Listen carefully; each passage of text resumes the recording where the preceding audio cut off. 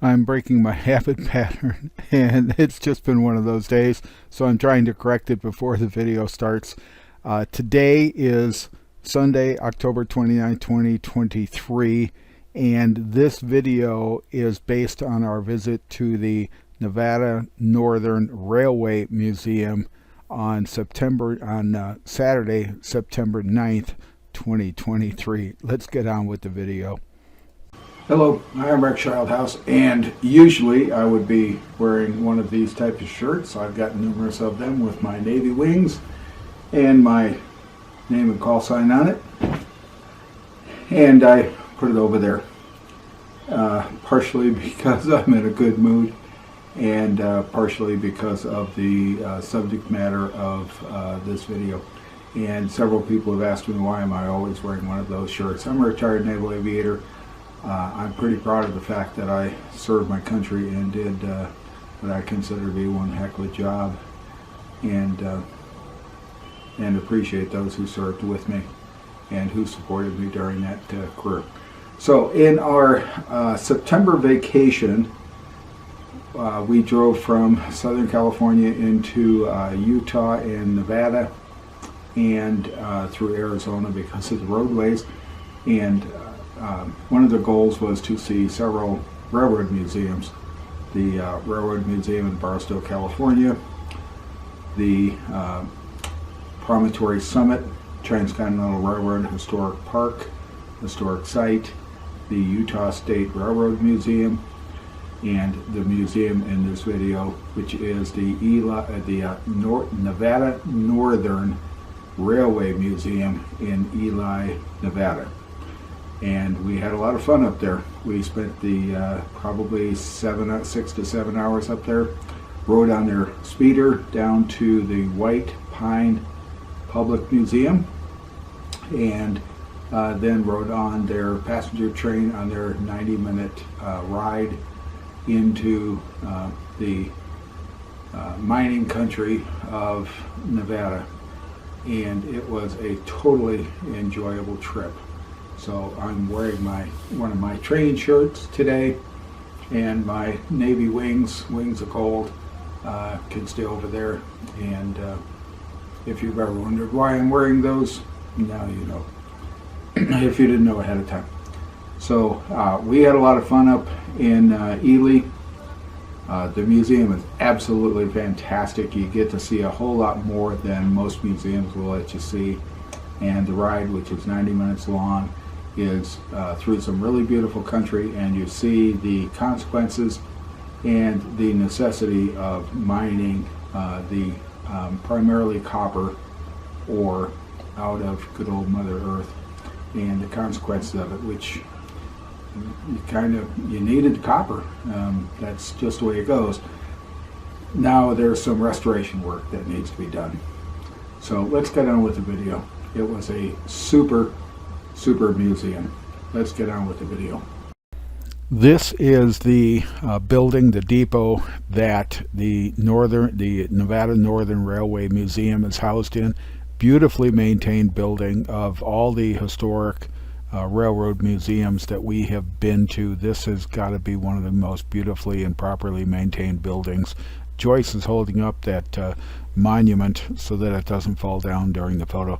There's numerous maps around here talking about the railroad and where it goes and how it goes, and the historic landmark and the Railway Express wagon.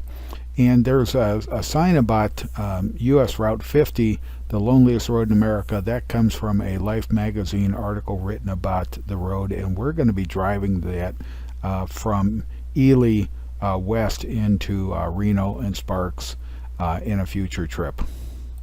We are members of the Nevada Northern Railway Museum, and every newsletter they put out, they gave you the status of Dirt. Dirt is a shop cat that walked into the machine and locomotive shop and just kind of took over and took care of the rodents that were there. Kind of owned the place. He died recently, and they put up a memorial for him, which was kind of nice. This set of photos starts out on the track side of the depot looking east. This is the train that we would later be riding out on our trip. And this looking west, speeders parked on the inside track, and the first thing we're going to show you is the speeder run. This is their speeder. It's a track utility cart, and they call this run the ping-pong run because it goes from the depot to the White Pine Public Museum, which we'll see here in another video, and comes back. And you need special tickets for this because the White Pine Public Museum wants to document how many visitors to the Nevada Northern Railway Museum come and see them. Well, we're members. We were told the tickets were free. To age this speeder, and for your hot rod buffs and your classic car buffs, this speeder is powered by a flathead Ford V8, so that puts it back into the 1930s. We're on the speeder headed to the White Pine Public Museum, which is west of the East Ely depot, I'm going to say about a mile, and we have to throw what's correctly called a turnout. A turnout has a switch inside of it because the points, which are part of the switch or the turnout, are against us. Dale, our driver, has to throw it. The museum keeps all of their turnouts locked because you can walk all over this place and they don't want people fiddling around with them and screwing them up. So I'm going to let you watch this trip. All right, you put the switch against us? Yeah, it was against us, Dale, so... Now it's for us.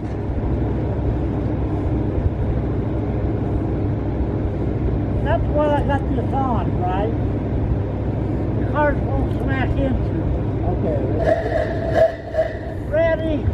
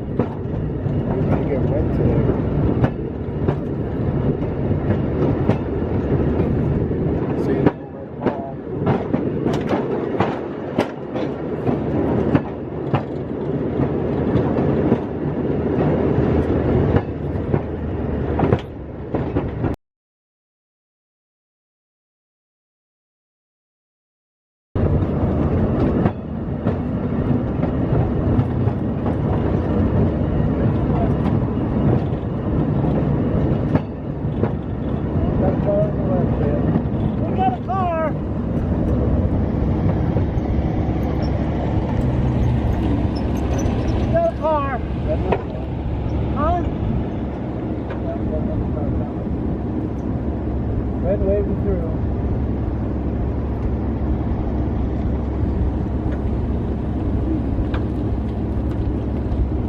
Clear that way. How's it look the other way?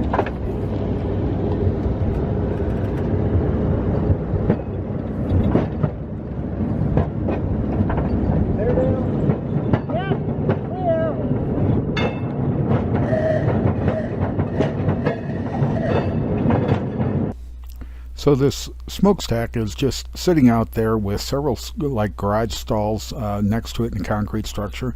I asked Dale, our speeder driver, what this was, and many years ago a company came into Ely to set up an electric company and charge the residents for electricity. They started building this, and evidently Kennecott Copper Mine decided that they had a better opportunity.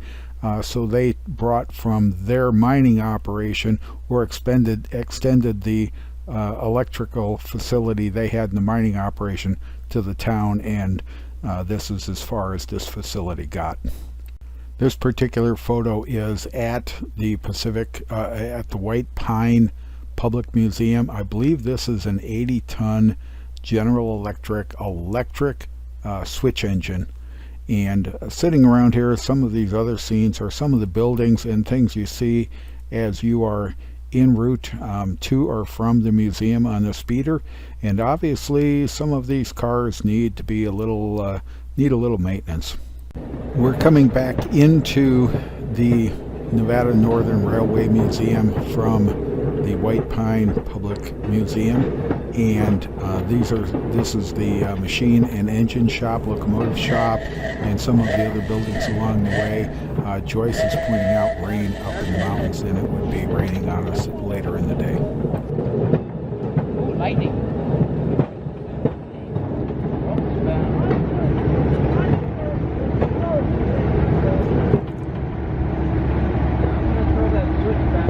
We're back in the depot, and the tracks are on the north side of the station, so this photo is looking west-southwest.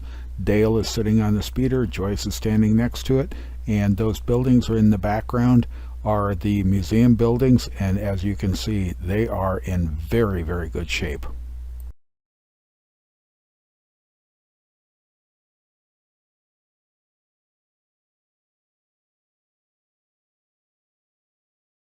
One of our fellow passengers and her husband do classic trains in period dress, and her husband missed the train.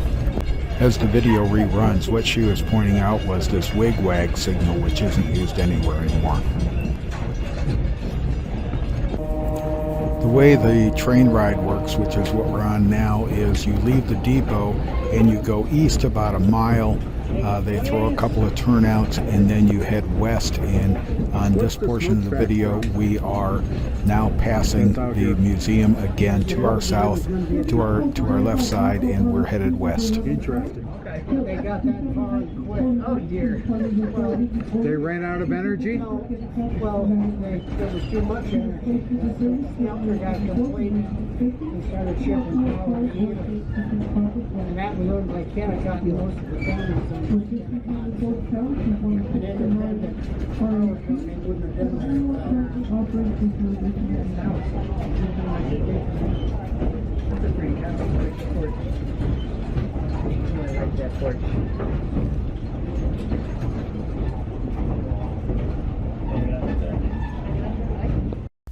That big dark structure in the almost center of the picture, that's the machine shop and the locomotive shop at the museum. As we are headed west, we're just north of it, we're looking south for it.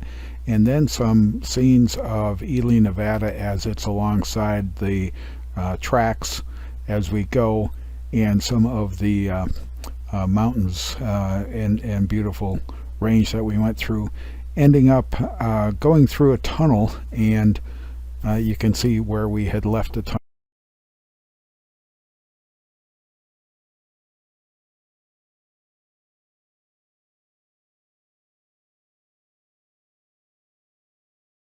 Some more of the landscape as we're winding through the mountains on this really beautiful run in a very nicely maintained train. And that road next to us is US Route 50. And this creek, in order to stop the erosion, what the Kennecott Mining Company did was took a couple of their rail cars and dropped them in and anchored them so that it would reduce the erosion of the creek. It's ingenuity, using what you got.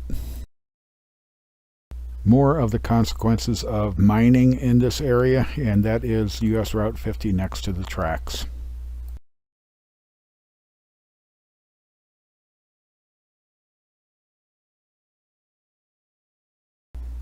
This is a beautiful canyon wall, and it shows you the various layers that came in as this area flooded, as the ice age came in, went back, and it was interesting. Now also, these telephone wires are kind of interesting because they look like they're fairly heavy and they're fairly recent, yet they went for a way and then they seemed to stop, as in they were broken and not maintained. On the south side of the tracks west of Ely was this beautiful horse ranch, horse exercise area, horse development area. On the other side was a large set of horse boarding area.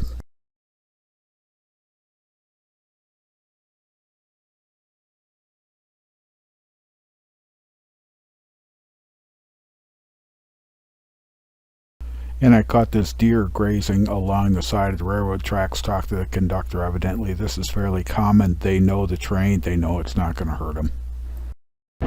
we run through a tunnel, and then we go, and the tunnel gets us under US Route 50, and you can see the road signs above us, and then next to us you can see the guardrails.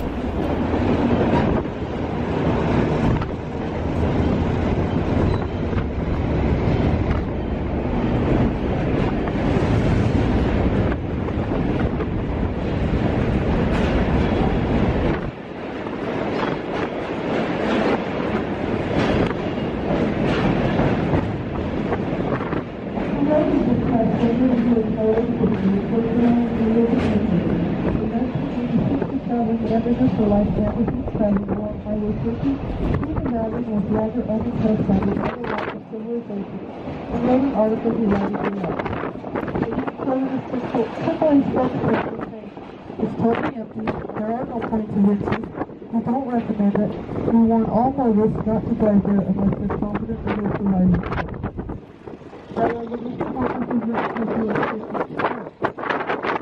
Along the route are in many ways the exact same views people would have seen 100 to 200 years ago.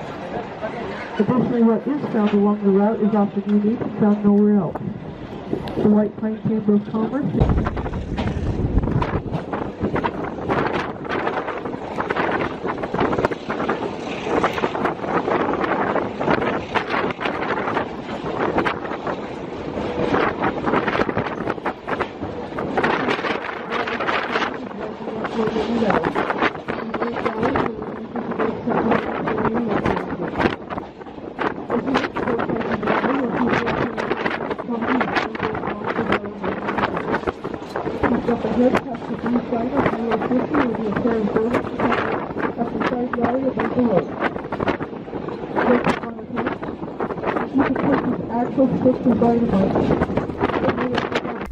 We're in the mining area west of Ely, and that ridge line you see in the background is a man-made ridge.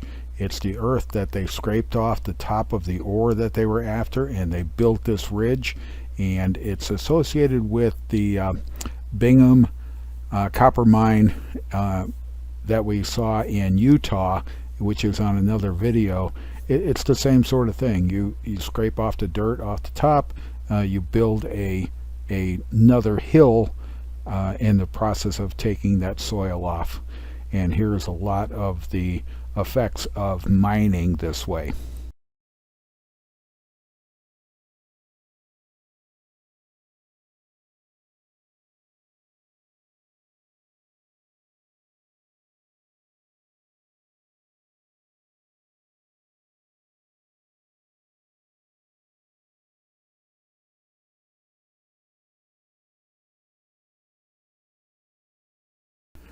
There's numerous photos in the passenger cars above the windows, and they prove that there were some very big holes made in this part of the country.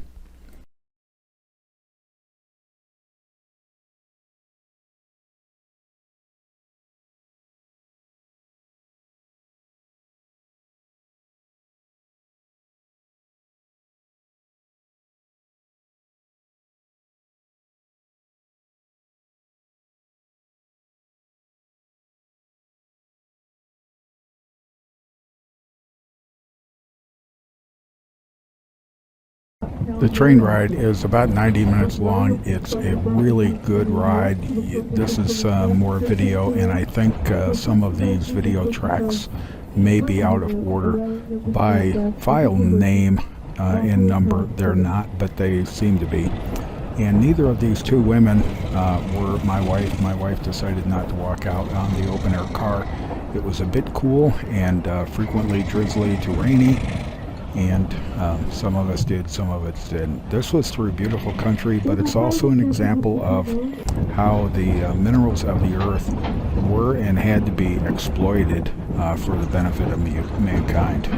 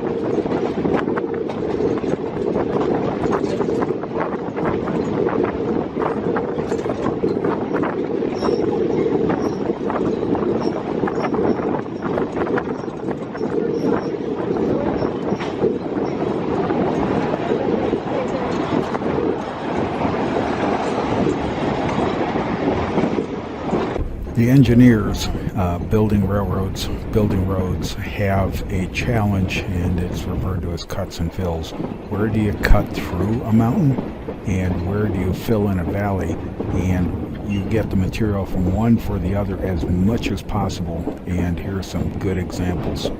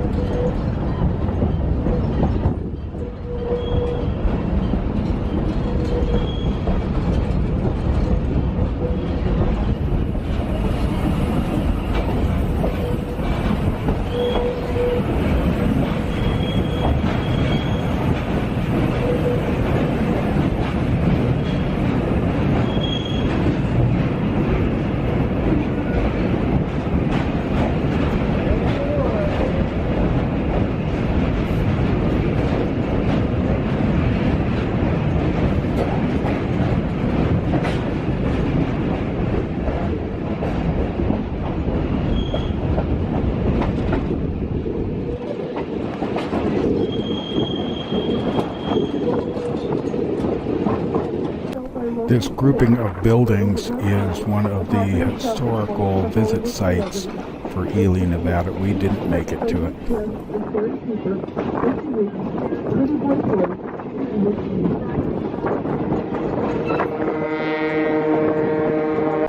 And we're back into Ely, Nevada from the west, and we're looking south here. And what we're going to do is just the opposite of what we did to start out. We're actually going to go past the museum, the depot, to the east, throw a turnout, and then come back into the depot from the east, and that'll complete the ride.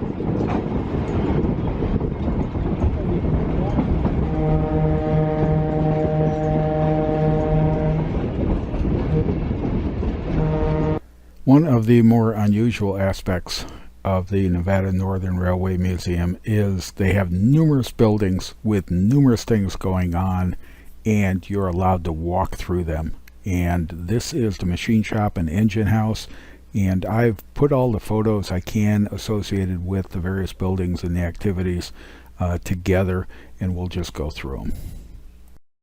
They're running steam engines, and unfortunately they were all down when we were there. We had expected them to be running, that's why we scheduled the trip. And in these photos they are balancing and truing the wheels.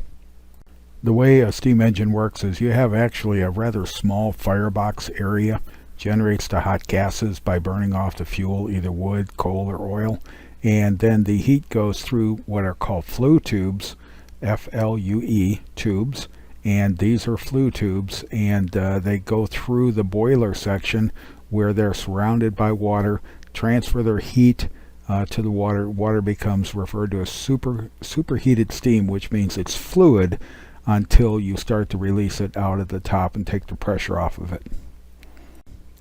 The Northern Nevada Railway number 81, which is a Baldwin consolidation, it's a 280 engine, steam engine, and as you look at this, it's undergoing major repairs and testing. They have to test the boilers every, I believe it's 5 years, and every 10 years, different levels of tests. And as you look through these pictures, when you're looking at all the running gear and in the end of the boiler, you'll see the flue tubes in the end of the boiler.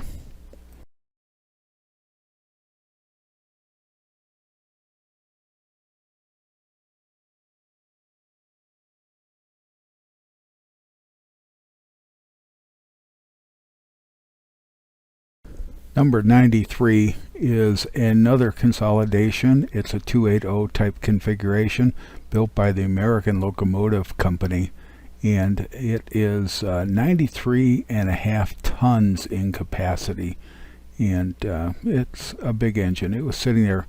We had expected to see it running, but it wasn't.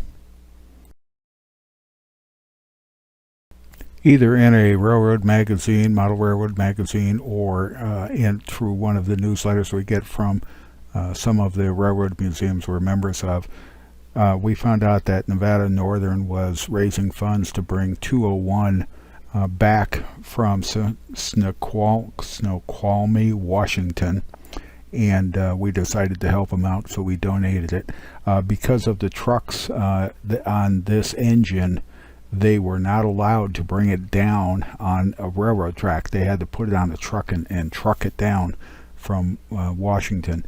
It turns out that we went to the Northwest Railway Museum on our May-June trip in 2023 to Vancouver, Washington, and hopscotching museums on the way home. 204 is an electromotive division, EMD SD9. Built in LaGrange, Illinois, and I used to be able to run out from where I grew up to pedal out to the EMD plant and watch the new locomotives come off the line. Locomotive number 40 is another Baldwin steam engine made in 1910. It's a 460 type engine, and as you look at this, you can see all the way through these flue tubes from the firebox, which is open when you're looking from the back, all the way through to the smoke box in the front.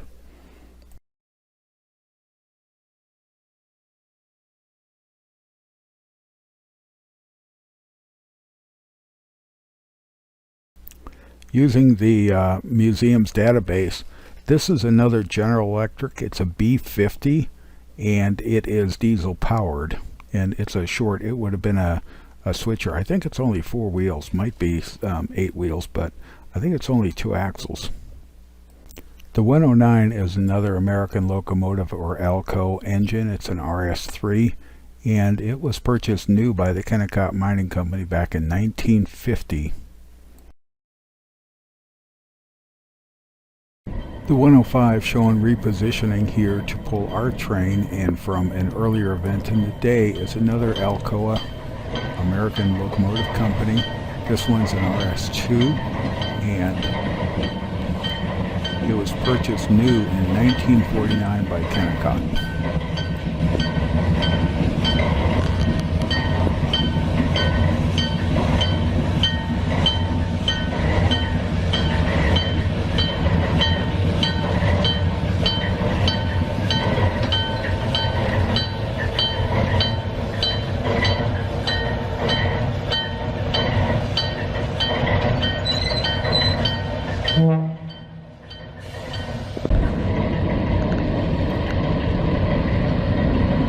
Sometimes you use the data plate to find out exactly what you're looking at, because not all the there was not signage on everything in the museum.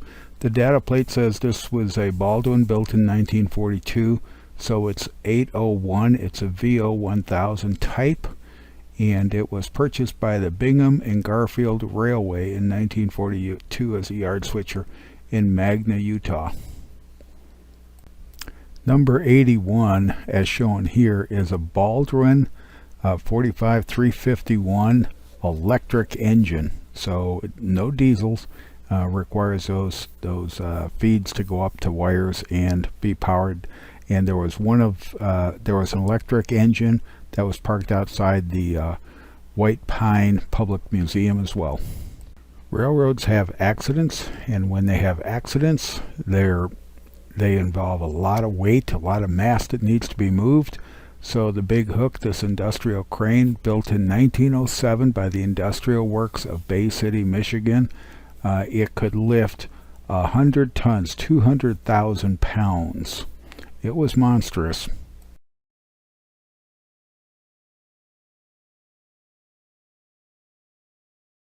Stepping out of the machine shop and the engine house for a moment, over in the RIP, Restoration and Process building, this tank engine was sitting there. It's sitting on a flat car.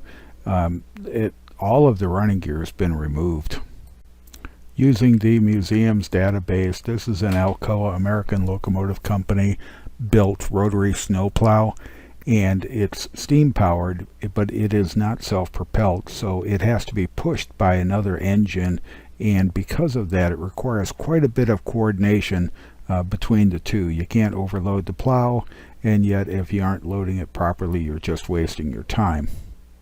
You have to keep the tracks open, and this particular snowplow can push both ways because that wing is extendable. A couple of plows shown here in different sizes. Normally a tender and a steam locomotive are coupled by a drawbar, not by a coupling. They are mated literally for life. It's unusual to break them apart.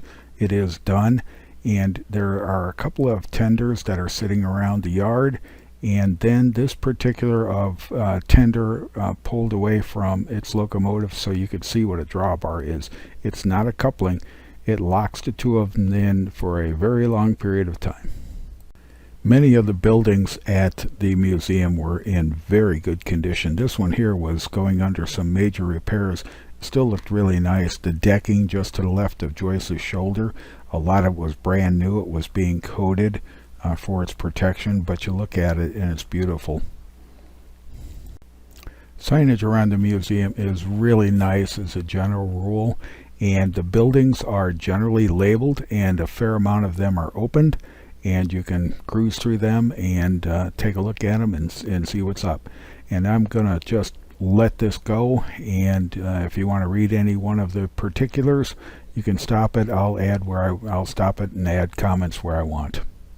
The bottom of this sign shows a 1956 Pontiac station wagon high rail vehicle, and used to see these running around Chicago. Usually they were trucks, occasionally they were cars. There is also one in the upper right hand side. It's a specially modified vehicle that can put the railroad rail wheels down and run on the railroad track. Hope they don't find a train.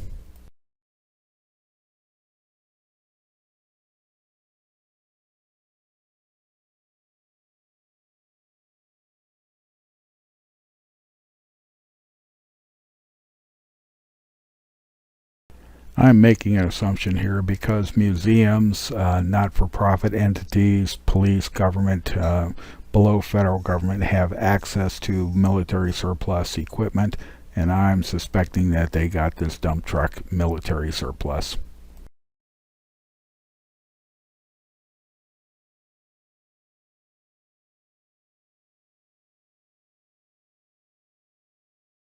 I've been wrong more than once in my life, and I may be wrong on this one here, but this is a side dumping gondola that is also a bottom emptying gondola so that it can spread rock agate on the roadbed.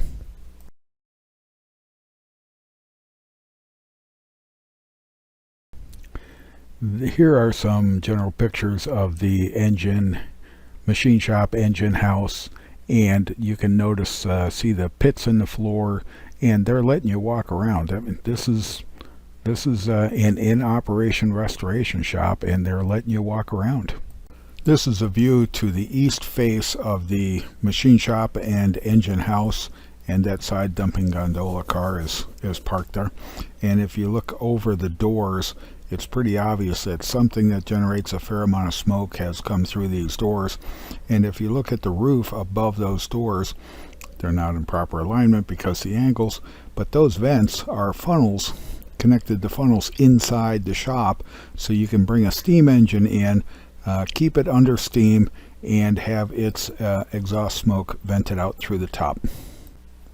We're in the restoration in process RIP building, kind of a joke, and some of the stuff that's in there is obviously under restoration. Some of it's in fairly poor condition.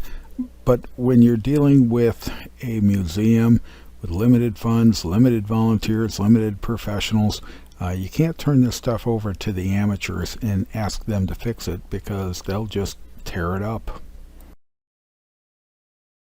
Remember, this was an operating railway and an operating company running the mines and carrying passengers and cargo freight inside as well.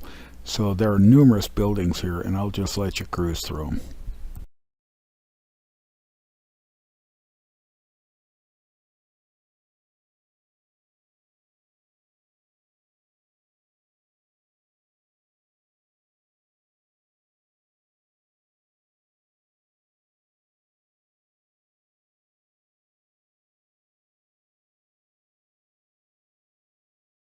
Walking around the museum, came up on this tank car.